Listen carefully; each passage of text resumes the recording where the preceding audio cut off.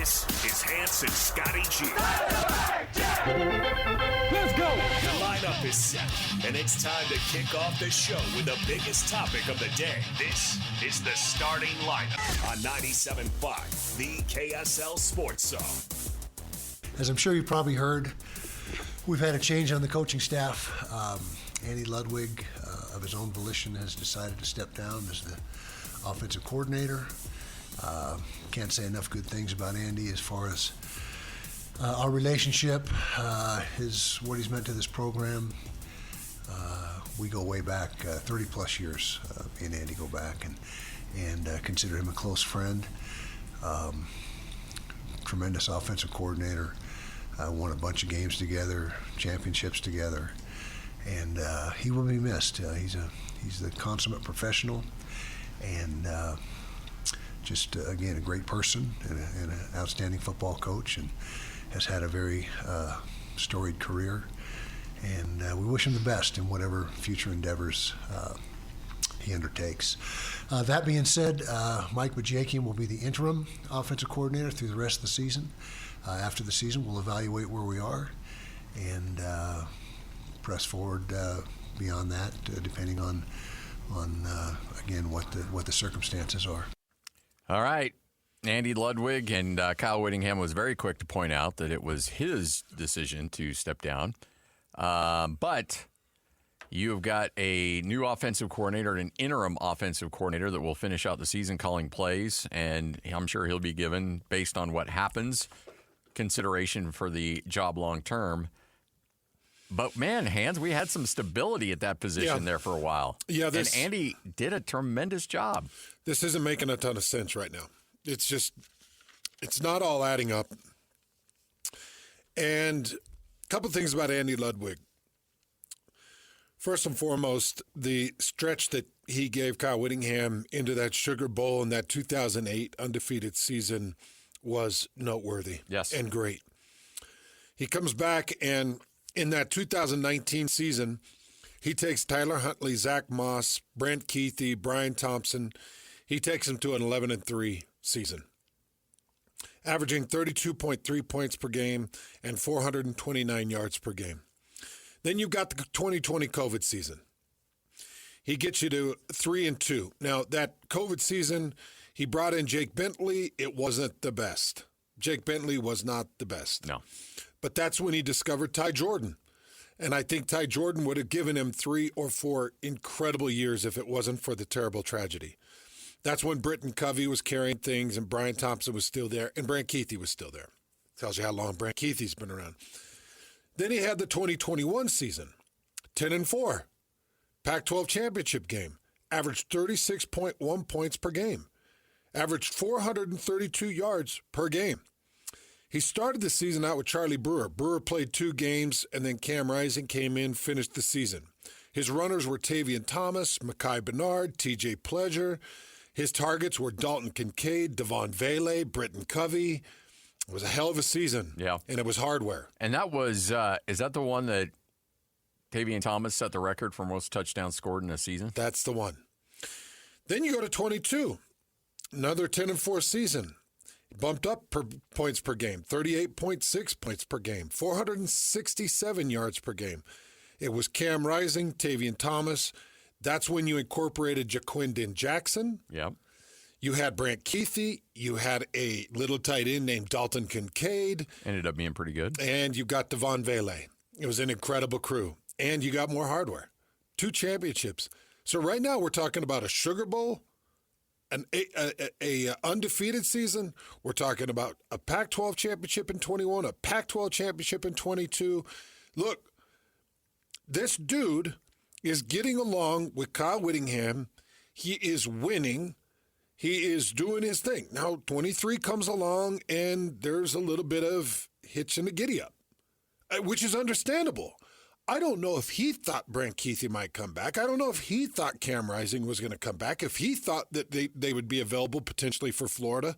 But 23 turned into a crap show. Yep. A complete poop show. where the media was all lied to, where we were all kind of held in this smoke screen with all these mirrors and possibilities, and it might happen, it might not. So then we end up misleading the Utah fans and the listeners. And quite honestly, I look back on it and I'm kind of ticked off about it. And I'm using ticked off as gently as I can because I want to say something else. Yeah. Because Utah fans got misled in 23. Yeah. And I wonder if Andy Ludwig got misled in 23. Good.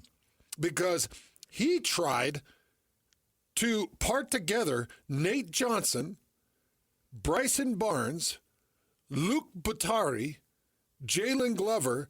He had to go to the defensive side and get Sione Vaki. He turned Sione Vaki into a very durable, viable target who ended up headed into the NFL, not as a safety. Yeah. And what, a third or fourth round pick? Third or fourth round pick. Yeah. And Devon Vele. Yeah. He pieced together an 8-5 season. Now his points per game and yards per game plummeted. He went to 23 points per game and 348 yards per game. Yeah. They all plummeted. But he had to piece together a bunch of bull crap. Yep. And I don't know how much of it's his fault.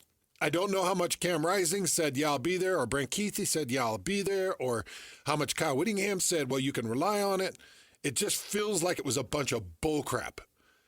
And then here we are again in 2024, dealing with the same bull crap.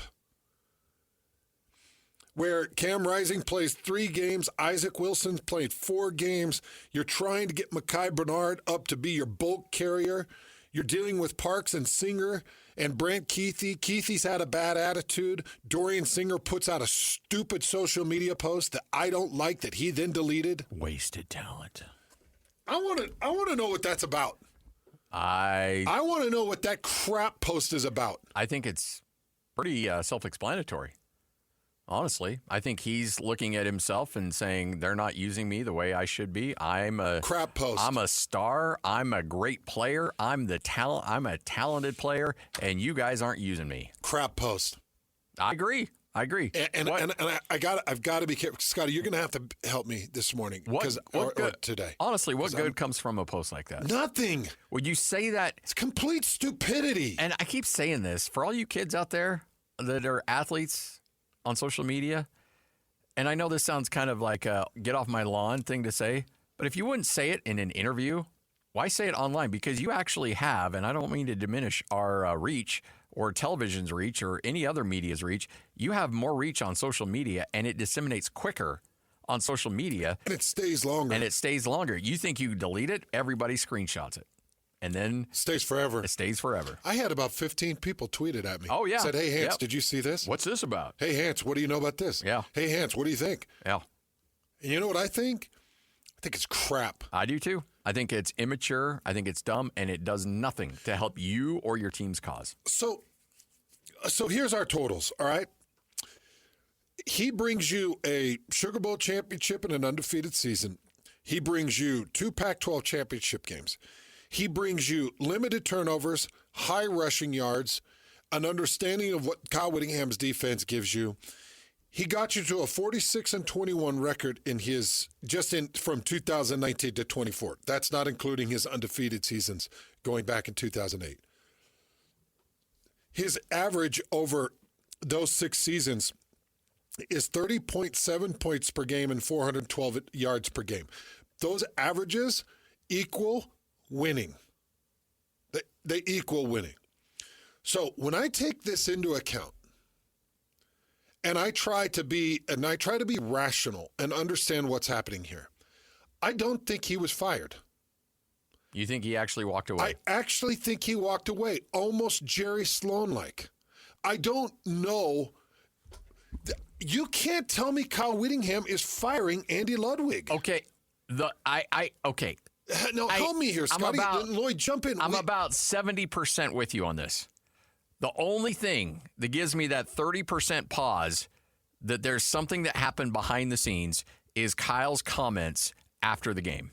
We're going to have to take a hard look at things. We got to take a hard look at things and make hard decisions. And he was referring to coaching. He wasn't referring to players. He made that clear. And so that's... We talked about that in our morning after. Yeah, that's the only thing that gives me pause, because other than that, I'm with you. But what does Kyle mean when he said we got to make some really hard decisions here and we're going to evaluate everything, including coaching. And then less than 24 hours, gone. He's gone. Gone. So there's your 30%. Yes. But the 70% is everything I'm talking about right now. Yep. You can't fire Andy Ludwig. You can't. Because let's go through this. Dave Schramm, Norm Chow, Brian Johnson, Dennis Erickson. By the way, Dave Christensen has been scrubbed from the Utah website. Yeah. Did you know that? I did not know that. Oh, yeah. So I was going through. It's as if Dave Christensen never existed. I was going through Utah's website to compile this, and I was like, well, where's Dave? Because they had Aaron Roderick and Jim Harding listed as the 2014 offensive coordinators. Yes, they did. They do. Go look at it. Wow. So I had to go back, and I'm like, am I mistaken? So I go through the profiles. I'm like, nope, Dave Christensen was calling plays in 2014. Okay, so Brian Johnson, Dennis Erickson, Dave Christensen, a combo of Aaron Roderick and Jim Harding, Troy Taylor. You've got all of these nightmares that conflicted with Kyle Whittingham. And there on both ends, you've got the consistency of one guy. Yeah. That understands what you're doing defensively. And then you finally got him back. And he got you Pac-12 championships. And it's your first year in a new conference. Okay, so there were expectations, but you've got a hurt quarterback and a bunch of hurt defenders. So what? Screw it. And by the way, a true freshman quarterback. A true freshman quarterback. Trash can it. Throw it away. Okay, so are you firing him because you don't feel like he's the right guy to manage a freshman quarterback? Because he did a great job with Tyler Huntley. Yeah. Can I throw another scenario at you? In this day and age of free transfers and NIL and everything else? Only if it doesn't make me more upset. Because you can tell I'm already boiling over. This is going to make you mad. What if deep down, Kyle, and whether it was explicitly said or a strong innuendo that, by the way, if we don't make a change at offensive coordinator, I'm going to go hit the portal. Oh, Isaac. Yeah. Oh, is that out there? No. No, I'm just saying we're just coming up with reasons why Kyle might do this. Because I everything you're saying about the resume of Andy Ludwig is true. He's one of the very few guys. I would put Norm Chow in there as well as a guy that was able to play nice with Kyle and that Kyle respected and Norm left on his own. Norm wasn't fired. And I think Norm would have had that job for a long time. And what he did that 1 year, that first year in the Pac-12 with a quarterback that barely had a Division II offer and just handed the ball off to John White. Yeah, it was nice. He did a heck of a job. But what if there was any kind of conversation about a freshman quarterback that isn't happy with the direction of the offense, making him look bad, or at least he thought Andy was making him look bad, and there was an indication like you might lose him, especially with a team 40 miles to the south that's got it cooking right now. So I can definitely take that in and I can understand that. And you definitely have to think about it because of what type of power players have nowadays. I don't think Isaac's that guy. I don't think his family's that. And I also don't think Whittingham would be beholden to it. I think Whittingham would be like, you're going to tell me who to have as an offensive coordinator? Get the hell out of my office. And we'll take your NIL and we'll apply it to somebody that doesn't try to come in and tell me how to coach. Don't you dare come in here and try to push your weight around. Take your crap and get the hell out of here. Tell me that I've got to push my coordinator out of here. I just can't see Whittingham being beholden to some freshman quarterback. I also remember Kyle saying if a guy tells me he's in the portal, he's gone. And he's never coming back. And we cut off conversation. Now guys are going in the portal, and Mekhi Bernard, one of them, goes in the portal, and Kyle's like, what do we got to do to get you back? Come on back. Come on home. It's more their fault than it is anybody else. Just stop it. Yeah. Stop it. I'm done with it, man. You've got injuries. You got injuries at critical points. Yeah. Critical positions. You got guys that are underperforming. You got guys that want to sit there and shake their head after they drop a pass than you do guys that want to answer to the call. Yeah. And so I'm really bugged. Let's go through this. So we talked about TCU. Remember I said that they are the most Jekyll and Hyde team I've ever statistically documented. Yeah. Okay, listen to this. They were number 122 in the country in rushing offense. They bested that against Utah's defense, putting up 140 rushing yards.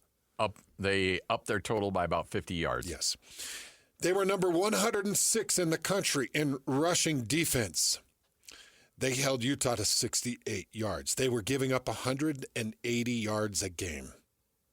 They gave up 68 to Utah.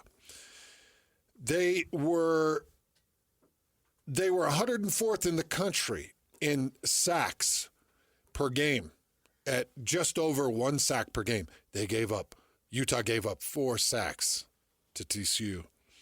They were number 106 in the country in TFLs, giving up just over 4 TFLs per game. They gave up 8 to TCU. They were the worst country, or the worst team in the country in turnover margin, -10. They had only forced 4 turnovers. They went 1-1. It was all square in that game against Utah. They were number 104 in the country in defensive scoring, giving up over 30 points a game. They gave up 7. Every one of those stupid red marks and statistical categories that I chart, TCU outperformed, and not just by a little, by a lot. You cannot tell me that Whittingham and his staff, they've forgotten how to coach. You can't tell me that. Nope. What I think is you got a group of entitled players that have been drinking their own Kool-Aid, that have been loving their own juice. Was it all perfect calling by Andy Ludwig? No, man, it's not all perfect calling. There were drop-back passes that you probably shouldn't have had with this freshman quarterback. Yeah, there were moments, there were third down calls that were real head scratchers. But then there were third down calls that were really nice where you get Isaac Wilson, he's rolling out, he's wide open, he gets a little pressure and he buries it right in front of the receiver. And you're like, whoa, what are you? Oh, that's on Andy Ludwig. Fire him. Yeah. Fire him. For what? That's why, I'm going to buy your 70-30. I'm going to go 70-30 with you. Yeah. 70% he walked away. 30% he was fired. Yeah. I don't think that's a terrible percentage. 70% he walked away, 30% that he was fired.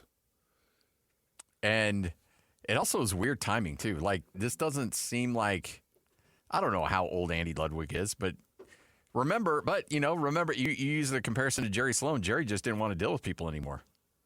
Like, if you go back and you listen to Greg Miller, you listen to Kevin O'Connor and their accounts of what happened, Jerry Sloan came in that locker room after that Bulls game, that loss, and was saying, I'm going to be done. And Kevin O'Connor and Greg Miller both told him, hey, look, we are trading Darren Williams. We just have to wait for the Carmelo Anthony thing to go through. Wherever Carmelo goes, because it was between the Knicks and the Nets at that time, and wherever Carmelo goes between those two teams, we will ship Darren Williams to the team that doesn't get him. Yep. It's going to happen. You just need to wait a little bit longer. And he had it with the entitlement. He had it with all that stuff, and he just couldn't deal with it anymore. And he's like, it'll either be Darren or it's going to be somebody else down the line. So maybe that's what it was. He just you know what? I can't spend another day in this office dealing with these kids. I had the Jerry Sloan, Andy Ludwig epiphany. It's like 9:30, 10 o'clock this morning. Yeah. Where I was sitting there thinking, I'm watching body language. I'm watching social media posts. I'm watching entitlement leak into the game. I'm watching players drinking Kool-Aid. I'm watching poor performance. And I could see Andy Ludwig pulling up to the desk for morning meetings and somebody leaning across the table and saying, what happened offensively? And in his mind, he's got these cranks rolling of some kid that talked back to him on the sideline. Some kid that said, wasted talent. some kid that said, hey, well, I don't understand why we aren't going more yo-yo motion. Why are we not going more cross-section? Why are we not going more jumbo? Why am I at tight end? Why can't you use me at H? Yeah. And Andy's sitting there and looking at everybody and going, you know what? You guys figure this crap out. Yeah, I'm out. You figure this mess out with all these punk kids that want their money and they want their playtime. And you guys figure it out. I'm out. Yeah. And Kyle looking at him like, you're out? What do you mean you're out? I'm done. I'm done with it. Well, Kyle, you said we had to make hard decisions. This is my hard decision. I'm done game planning for Cam Rising, thinking that we're going to have him, and he decides he's going to try to extend a play and get run into a Gatorade bottle, rip up 3 fingers, then jack his ankle up and get thrown out, and then you putting heat on me because I'm trying to deal with a true freshman quarterback that can't figure out a basic read in my offense. I'm done. Yep. That kid's making more money than I am already. I'm done. You play him. You make him an offensive coordinator. Yeah. I could just see him being sick of it, fed up, Jerry Sloan, and just being like, and then Kyle Whittingham saying, you know, maybe it is best we move on.